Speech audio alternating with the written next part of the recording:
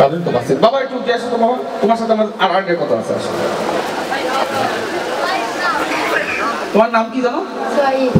সোহাইব। তোমার আব্বুর নাম? তোমার আম্মুর নাম? যাই হোক, তোমার আব্বু কি বিয়ে হয়েছে? ও হয়েছে। দেখ ছেলে অপকর্ষে স্বীকার করলে যে হয়েছে, খুব গর্বের সাথে।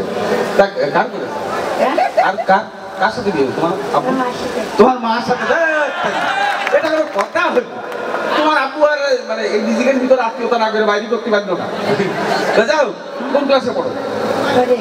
4-এ। আচ্ছা, এখন এই ছেলেটা খুব ভালো ছেলে, কিন্তু ছেলের একটা দোষ আছে, সেটা আমি সবার সামনে বলবো না, আমি শুধু মাইক্রোফোনেই বলবো। সেটা হচ্ছে ও রাত্রিবেলা ঘুমের ঘরে সে বিছানা নিয়ে ফেলবে।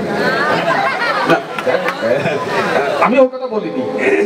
দেখো ওর আব্বা বলছে কি রে তুই এত বড় ধাড়ি ছেলে পড়তে করিস তোর রাইট খেলবে? হ্যাঁ আব্বা এ দোষ আমার না। তা বলছে দোষ কার? আব্বা আমি প্রত্যেকদিন স্বপ্ন দেখি যে ফায়ার সার্ভিসে চাকরি পাইছি। বাবা ছেলে ফায়ার সার্ভিস চাকরি পেয়েছে? তারপর একটা ফোন আসে, ডিউটিতে আসি, বলে যে আমার অমুক থেকে আগুন ধরে গেছে। এইবার আমরা আব্বা গাড়ি নিয়ে ছুটলাম, ছুটতি সেই জায়গায় যাই এমন পানি মারলাম, পানি মেরে ভাসিয়ে দিলাম। তারপরে ঘুম ভেঙে দিন বিছে দিয়ে গেছে। তা এখন আমরা তো ওই মোবাইলের যুগ, অনেক সময় খুব চাটাল চুটন গল্প টল্প মারি, যদি আরিচা ঘাটে থাকি যদি দৌলতিয়ার কথা বলি। তো এইরকম স্ত্রী স্বামীকে ফোন দিয়েছে, এটা কার মা ছেলে? স্ত্রী স্বামীকে ফোন দিয়ে বলছে হ্যালো তুমি কোথায়? তা বলছে এই উজু করে আসলাম নামাজ পড়বো তাই আর কি। তা বউ বলছে, বোনের স্বামী বলছে যে তুমি কোন জায়গায়? বলছে যে আমি ওই তোমার রেস্টুরেন্টে যেখানে খাচ্ছ ওই জায়গায় বসে চেয়ারে তসবিহ করছি। এরকম অনেক চাটান গল্প আছে।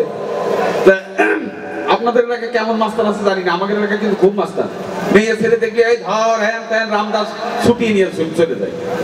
তো এরকম একটা মাস্টার এরকম একটা মঞ্চে মিলনের ধরে ফেসে গান করে। মিলন একটু ভয় পেয়ে বলে আচ্ছা ঠিক আছে গাও। মাস্তান তো অনেকের সময় ভয় পায়। তা মাস্তান গান করছে, ওই আমি উপর হয়ে পড়ে গেছি ও গো মনির মা, তুলে নিয়ে যাও। এই সাইড কথা বলিস না, তোর পাশে আমার লোক দাঁড়িয়ে আছে, এমন গুলি করা করবে গুলির খোসা নিচে বড় লোক হয়ে যাবে তুই। ওটার ভয়তে কথা বলে না, চুপ। বলছে এবার একটা বিচ্ছেদ গান গাবো। তা বিচ্ছেদ গানটা গাচ্ছে কি, যেমন আগে কি সুন্দর দিন কাটাইতাম। তা চিন্তা করেন আগে কি সুন্দর এত দিন ছিল, হয়তো ছিল কিছু মনে। যেমন এখানে আমি ধোবা মিলে যাবেন, একদম কাঁচা রাস্তা, কাঁচা মাইরে লুঙ্গি হাতে করে হাঁটতে আসছে, এটাই বিরাট ছিল। তো এরকম একটা গান করছে, ছিল না রাস্তাঘাট, ছিল না হাসপাতাল, সাইকেল কান্দে কইরা হাঁটিয়া যাইতাম আমরা। আমাদের মিউজিশিয়ানরা নেই তো, মিউজিশিয়ান অ্যাক্সিডেন্ট বকিছি এই জন্য আর নেই। সাইকেল কান্দে কইরা হাঁটিয়া যাইতাম, আগে কি কষ্টে দিন কাটাইতাম আমরা, আগে কি কষ্টে দিন কাটাইতাম।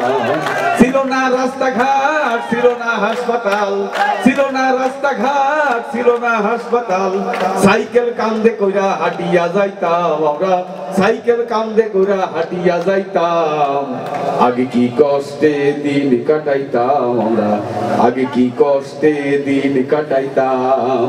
ওই সাইডটা একজন বলছে নাম বলছে কথা বলিস না, তোর পাশে আমার লোক দাঁড়িয়ে আছে, খুন হাতে পেটে নিয়ে দেবে। এইবারে ভয়তে কথা বলে না। এরপরে আবার ধরেছে, বলছে এইবার একটা খুব দুঃখী গান। তা বলছে ওরে ভালোবাসা করে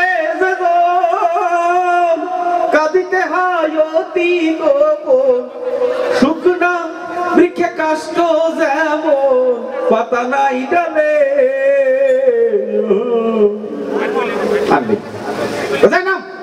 কথা বলিস না, তোর পাশে লোক দাঁড়িয়ে আছে, একদম একদম বোম ফাটিয়ে দেবে। এইরকম একের পর এক গান গেয়ে যাচ্ছে, নামবে না তো নামবেই না। তখন এই সাইডটা একটা মেয়ে ছেলে ছিল, মেয়ে ছেলে বলছে যে ভাইয়া এই চিঠিটা একটু পড়বেন। এখন মেয়ে ছেলে চিঠির কথা শুনে তো আমারও তো মনটা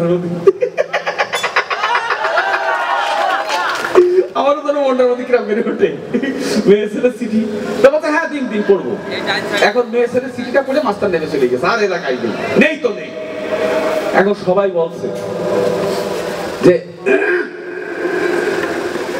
কি ব্যাপার আপা কি এমন কথা লিখে দিলেন যে তোমার চিঠি পড়ে নেমে চলে গেল তা মাস্তান খুব গর্বের সাথে মানে আপা মাস্তান তো চলেই গেছে আপা খুব গর্বের সাথে বলছে বেশি কিছু লিখলাম না দেখলাম আপনার প্যান্টের চেন খোলা